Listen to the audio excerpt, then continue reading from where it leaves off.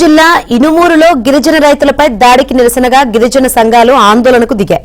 Jangareddygudem RDO కార్యాలయం ఎదుట నిరసన చేపట్టిన గిరిజన సంఘాల నాయకులు బుట్టాయిగూడెం రెవెన్యూ పోలీసు అధికారులు గిరిజనులపై యుద్ధం ప్రకటించారన్నారు. గిరిజన మహిళలపై పోలీసులు దౌర్జన్యంగా ప్రవర్తించారని, వారిపై ఎస్సీ ఎస్టీ అట్రాసిటీ కేసు నమోదు చేయాలని డిమాండ్ చేశారు.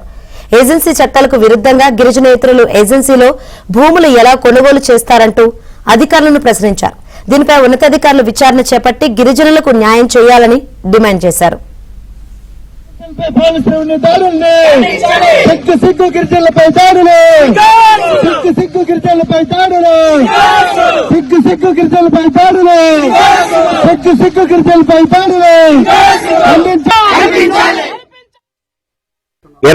తేదీన బుట్టాయిగూడెం మండలం ఇనుమూరు గ్రామం పైన పోలీసు రెవెన్యూ యంత్రాంగం గిరిజనుల మీద యుద్ధం ప్రకటించారు.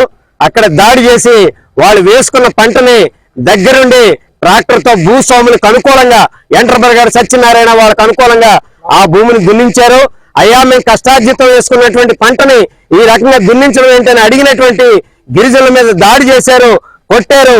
ఆఖరికి మగ ఎస్ఐ మహేష్ గారి నాయకత్వాన్ని మగ పోలీసులే అక్కడ గిరిజన మహిళలను కూడా వేయకూడని చోట్ల చేతులు వేసి చీరలాగి కొట్టి అక్కడ గాయపరిచాడు. ఇది ఏ రకంగా సమంజసం? ఇది చాలా దుర్మార్గం.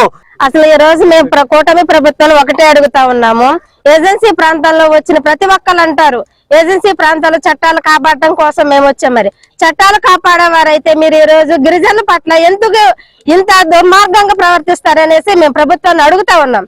ఈ రోజు గిరిజనులకు న్యాయం చేయాల్సిన ప్రభుత్వాలు ఈ విధంగా వ్యవహరించడం చాలా బాధాకరము. ఏజెన్సీ ప్రాంతాల్లో ఏ అధికారం వచ్చినా కూడా గిరిజనులకు న్యాయం చేయకపోతే గిరిజనులు తిరగబాటు ఒకటే మార్గంగా